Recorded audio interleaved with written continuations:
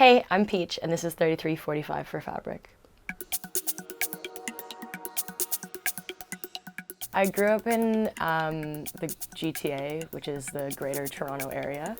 I lived like the first 10, 11 years of my life in an area called Mississauga. I feel like early on memories of music and stuff is my dad playing things in the car.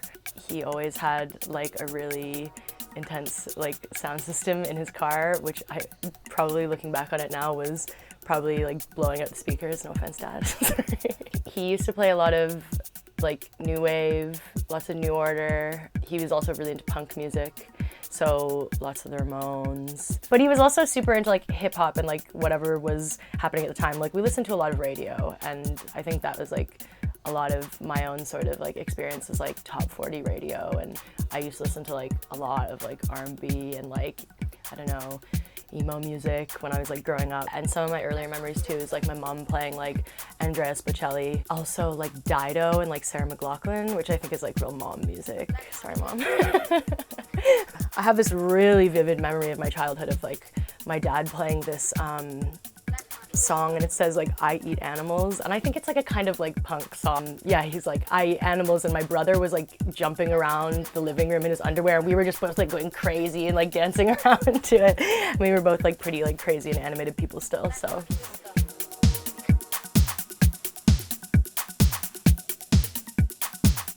I think in my teenage years, the biggest influence on me was skateboarding. A lot of also my music taste was informed by watching skate videos. So many, and the soundtracks of skate videos are kind of iconic. One of I think the one I can remember super well is Full Clip by Gangstar. I think definitely skateboarding informed quite a large part of my music taste in my teenage years, and the people I was hanging around with at the time. Some of my earliest memories of a DJ is my uncle used to sometimes DJ at our family functions. I don't know if that feels just really Filipino or it is just part of it, but I just kind of knew about DJing through that, but at that point it was never something that was super into. In university, I was starting to get deeper into Bloghouse and more interest, and a lot of more people around me started DJing, and I was getting really into just collecting a lot of music, and then I became that person at the pre-drink and that person at the party that was playing the music all the time. And then I just remember somebody was why don't you DJ? Why don't you try to DJ? The time where it was really settled into me was I went to this rave. The people playing were Calvin Harris, Laid Back Luke, Sound of Stereo. Yeah, that was to me, I was wow, I love this music. I love dance music.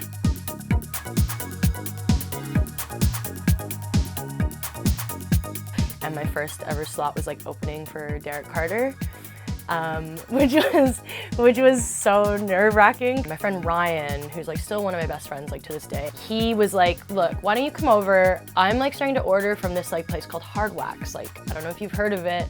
And at the time I hadn't heard of it, and he was you should come over and listen to the records I got from it and just see if you like anything.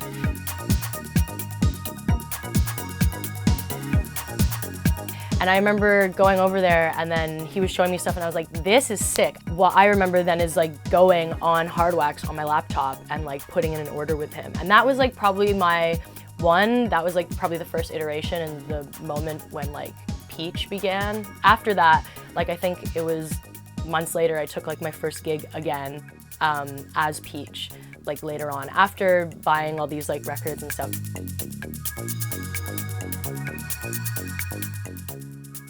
This is one of the first records that I bought within that order to Hard Wax.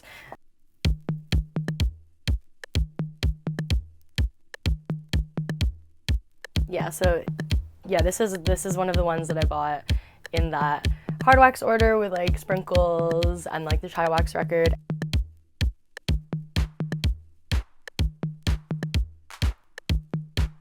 I think also maybe it felt kind of nice that my remarrying and my reinterest into music again and to into DJing and stuff was with a Derrick Carter record, who had played before and stuff, and yeah, it's nice. It's got good. It's just nice and slow and chuggy. Jack your big booty. Jack your big booty. With the like proliferation of digital, there's like a lot of stuff that I'm happy to have it like on digital.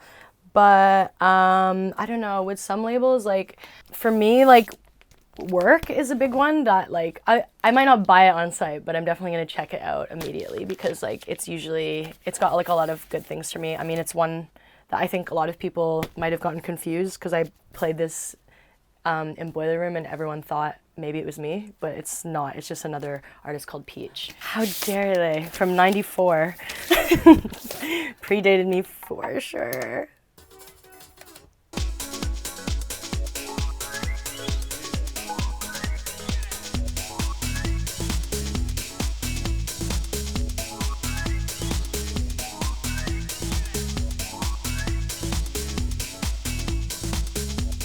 This is kind of like my current bit of secret weapons, but this label called this artist Maxim's, like everything that he makes is amazing.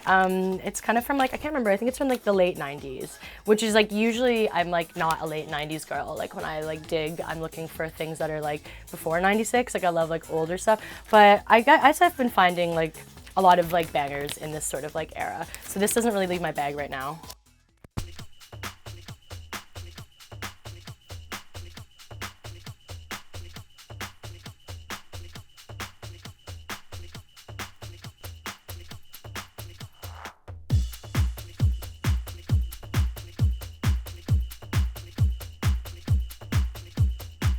So this is the label that this is on, so it's called Bango, and like, yeah, everything on this label for me. If you were to go through this label, you'd probably just hear a lot of the things I was playing like this summer. Like I've got like definitely like a few different records from there, like rotating in and out of the current rotation, especially this one. Oh my god, but yeah, I have so many memories, I feel like, of this summer to this track now. There's something about, I mean, I love techno, and I also love things that are house, but there's something about like the real like middle ground between the two where it's like it's like fast because it has that energy and like almost the drums of where you would find like classic techno, I guess, and maybe a speed of that, but then also like the softness and fun and excitement of house and like the melodics of it. I think there's something like I find really interesting in between those two things, and like really prominent bass lines, whether they be like the front seat or in like a subby way, like something that like really carries you through. Yeah, so this one's Random Method on Slide Recordings. This one's definitely, I think, part of like this kind of, I guess, this like sound or this kind of like space that I've been like exploring more over the past few years. I think it's also like one is in part to like find my identity and like what it means to play like I guess like a larger space, or because I don't know, I really love playing small clubs, but me in a small club isn't me like on like a festival stage, and I want that to be like a different thing sometimes.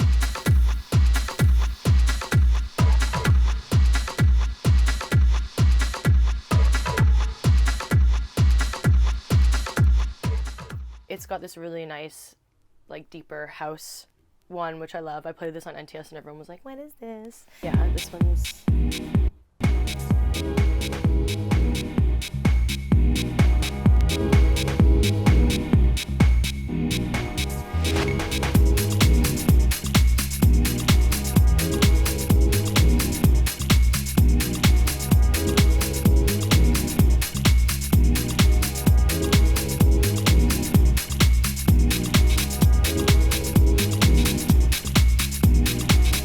It's got some like cute little down-tempo-y bit as well on it.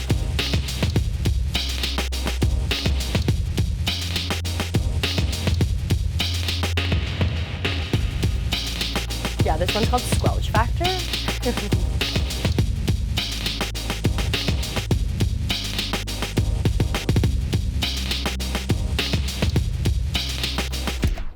Okay, well that's that one. Yeah, so this is one of the ones from Underwater Records. So I did like a NTS special of like All Underwater Records track. The artwork is really cute. It's like all like kind of like siren-y mermans and stuff. This one's called Life's Little Pleasures, and it's, I think, the deeper one of the two. Let me double check. Yeah.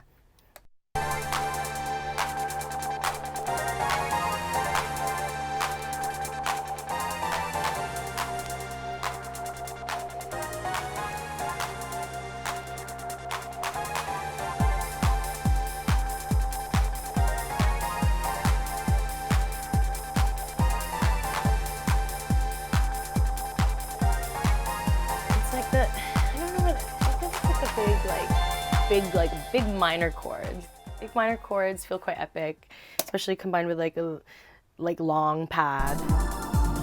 This one too, but this one kind of like resolves into something a little bit more like heads down, which I love. This is one of my favorites from this label.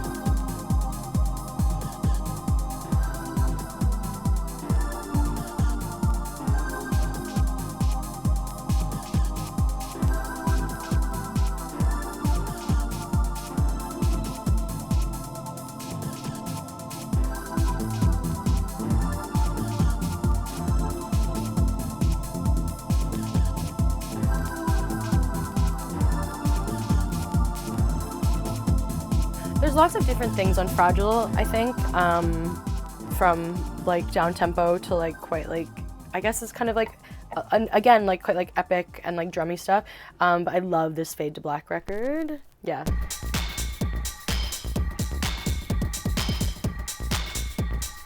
Yeah, the bass line in this one is actually so good. I should bring this back out. This needs to come back in the bag.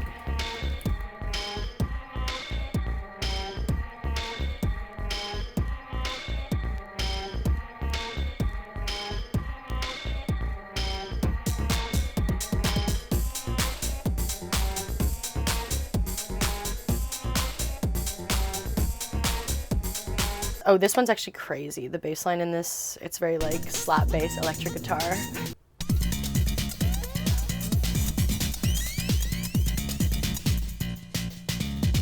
Yeah, this is a good one. This is coming back. I'm really happy we're doing this because now I can go through the collection where I should have gone through it for a long time ago.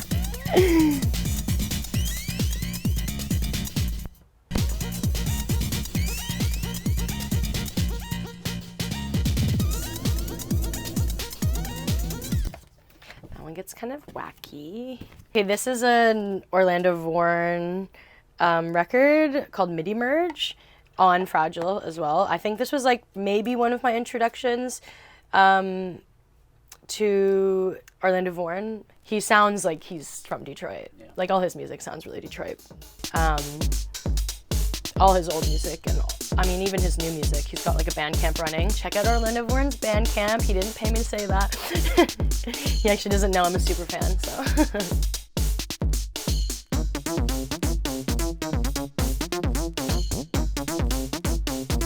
Yeah, and I think when I first started like producing and stuff, like something I used to just try to be Orlando Vorn. Like I just like love like his sound and so many things about it. I guess, yeah, just so good.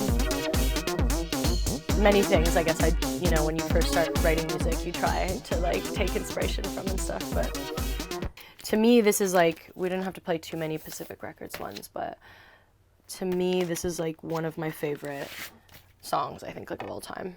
Definitely one of my favorite like Sunrise songs. I try to, like, every time I play Sunrise, I play it.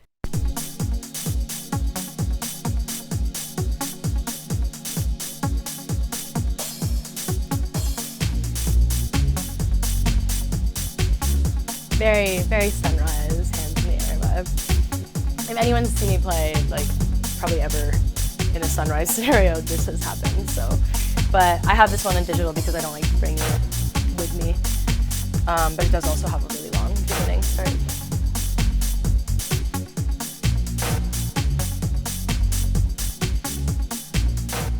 Okay, let's play the Yucca House record, because this is a good one.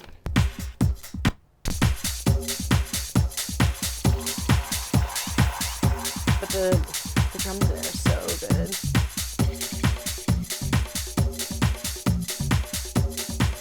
really good like swing too. Something I also just love the feeling of like when you're like watching someone play and it just feels like it just rolls on and on. And I want to be able to also inspire that, like when like a never-ending groove almost, the never-ending groove. I feel like when I first started like DJing out a lot, it's like so much more thought went into it.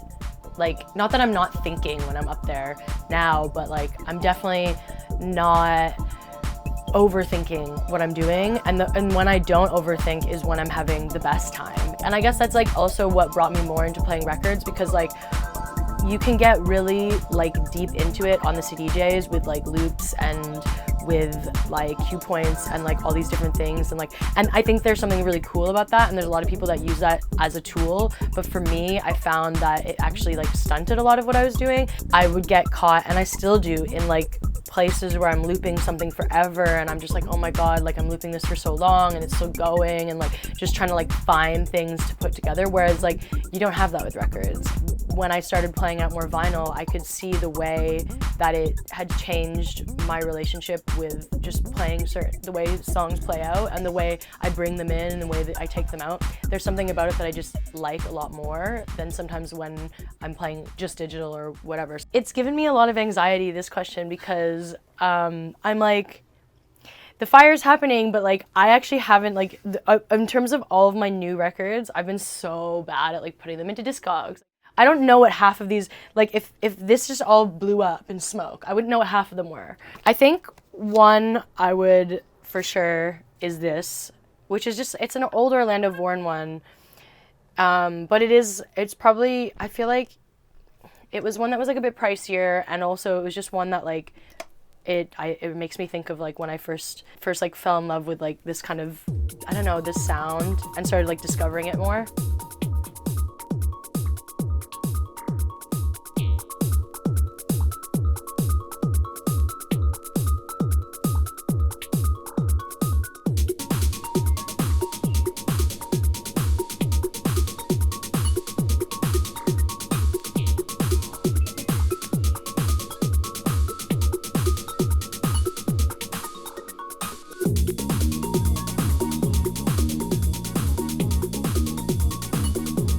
Sorry, I keep turning it down because I'm redlining it a bit.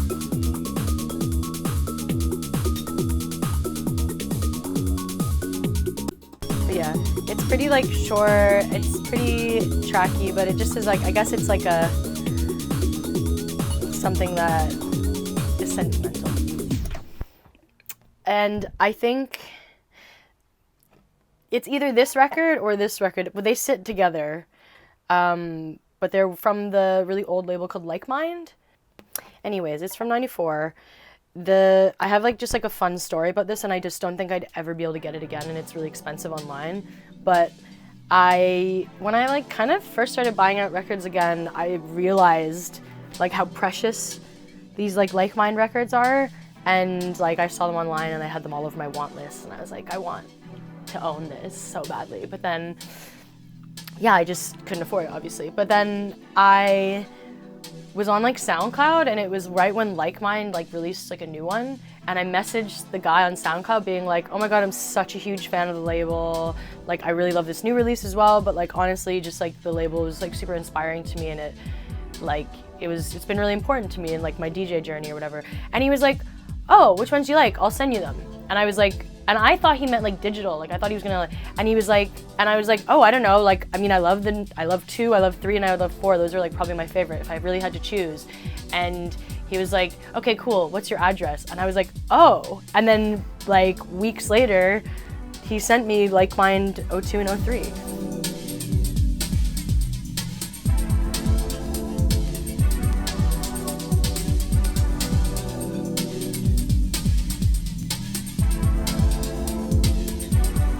Also because they're from like the original pressing, but I would never sell them, but if in a fire, I would save them.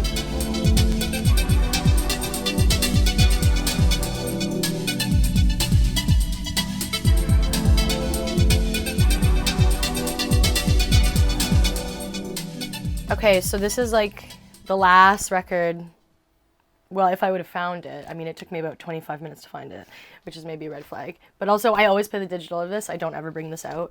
And it's one of my favorite records, and it's probably the last one, and definitely the one I'd save. And it's the one I was talking about earlier. It's the one I bought in like my first order of records from Hard Wax with my friend Ryan. And yeah, it definitely like kicked off like my love of sprinkles. Yeah. It's got that real signature like sprinkles where there's like lots of just like sudden like piano stabs and like deeper sort of like bass sounds that are like wrapped into it. I don't know,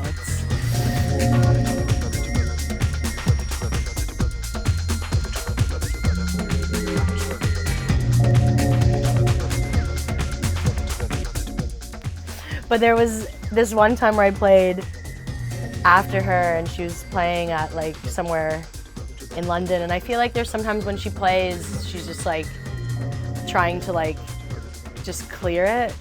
Like I feel like intentionally. I feel like she's like intentionally being like, yeah, I'm just gonna play jazz records at you guys at like peak time to just like humble you in this space. And maybe it's not why, but anyways, she's definitely doing that, and she was doing that right before I came on, and I was so nervous to come on after her, 2, super fan, 3, she's playing jazz records at like peak time, and I was like, oh my god, I'm gonna come in here and I'm gonna be that DJ that just plays dance music after her, and it's like so embarrassing. But it was fine in the end, I think. I didn't play very well though, so redemption someday. It's got this really cute like artwork on it, like the little like men wrestling in the jacket. Skylax. As a producer, I feel like I take like many different, I don't know, there's many different people. Probably one of like my like biggest inspirations, I think, in terms of like music is someone that I've only discovered like quite recent, not recently, but in the past like 4 years or something, is EBE / like Lucas Rodenbush. But this is like Lucas Rodenbush alias. Yeah.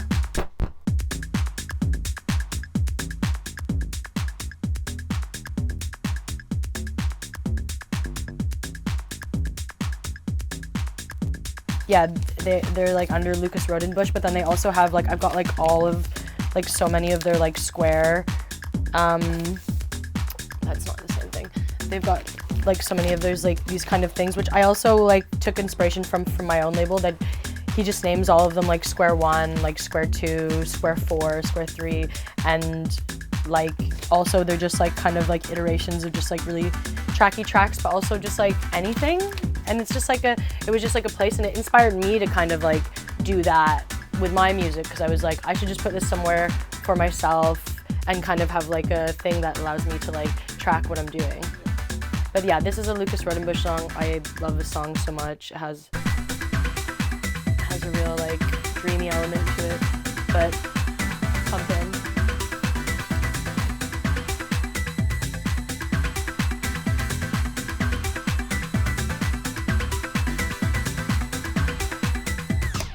All like every single one for me like hits, and the records always have like a nice array of different things. I've definitely played this in Fabric before.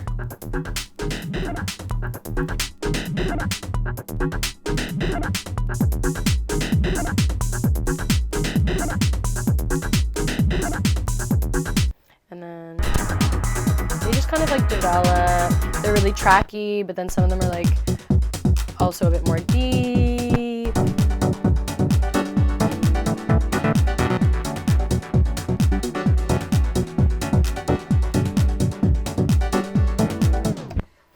I'm really inspired by, both in a DJ sense but also in a production sense, is PLO Man and his output.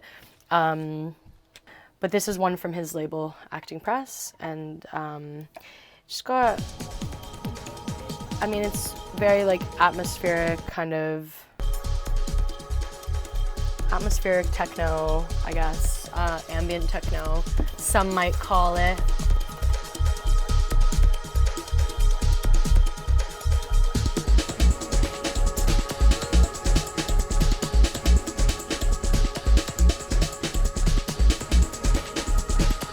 So yeah, this was Neuro Tribe on Acting Press.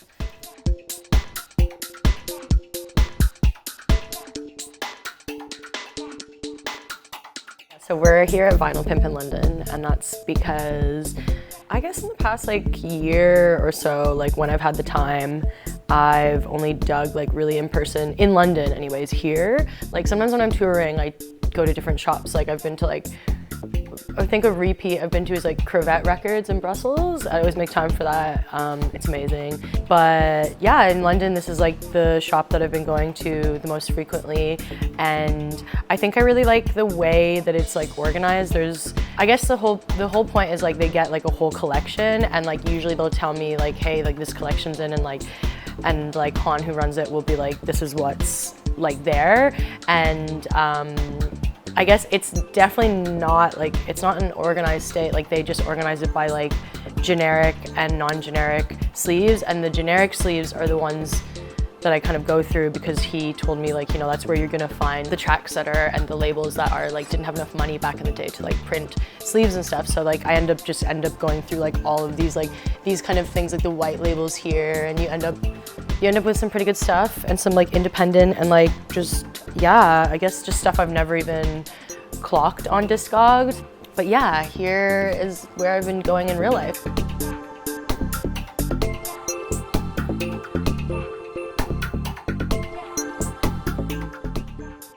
I never thought like radio was going to be a really big part of like music for me. I mean, I never thought music was going to be a really big part of my life at all. I have this like memory of like my parents got me this like really silly toy for Christmas once, and it was actually sick when I think back to it. But it's like this little machine that you could like send I guess signal to like any FM channel or AM channel, and anything that was already taken, it wouldn't work, but anything that wasn't taken, there's fuzz, you could like lock into it. And so you would send it like the channel through that, and you could like talk through it and like play things. And I remember that, and like that's like the only thing I ever really thought about radio, but I never thought, oh my God, I want to do radio. Moxie actually like introduced me to NCS, and they had me in for like a guest show. And so I went and did like one like guest show for them, and then they just said, do you want to keep doing it? And I was like, yeah, of course. That's exactly what I want. Now with radio, my show is only an hour, so I don't really do like a lot of like guest mixes and stuff. A lot of people like ask me to do guest mixes, and like I would love to, but also it's difficult to do that with an hour. I focus on kind of just doing like, it depends on my mood. Like sometimes it's like stuff I do in the club. There was a long period of time where I felt like I had to really showcase like promos, new music, and all this kind of stuff, and I felt there's like almost like responsibility to, but like now I'm just like playing whatever feels good. And sometimes it might be a reflection of what I'm playing in the club, and sometimes it might be like nothing like that. It might be just like I want to listen to stuff that's like 110 BPM, and like I'm definitely not playing that in the club or at a festival, but like that sometimes that's like what feels nice. As a DJ, I'm like super inspired by my friends. Like I'm surrounded by like these really, really talented people who like make me inspired to like, I don't know, just do better, practice, whatever. Like, you know, Shanti is like one of my closest friends, and she is an impeccable DJ. And every time I play with her, I've learned something new and find something like special. Call Super is a person like that. Midland like is someone who's like, when I watch him play, I like come away from it with like a new lust for like what I'm doing. Someone I really look up to and have for a really long time is like Octo Octa. Maya was somebody that I saw play in Toronto, and it inspired me to start making music. Like it's like truly, I find like what she does and what her and Eris do together as well is like something super powerful and like unlike anybody else. I could go on forever, I think, because I find so much like inspiration in the people around me and in other DJs that I see, because like I am a dancer first, and a person that like lived on the dance floor, so like I really feel energized by like seeing people play. And like yeah, PLO Man also is like probably one of like my biggest ones. I think he's probably one of the best DJs like of our time. Okay. I think that's a wrap. Yay. Ooh, that's everything. Cool. Well done, everyone. Yay. Smash that. Amazing. Yeah. Great.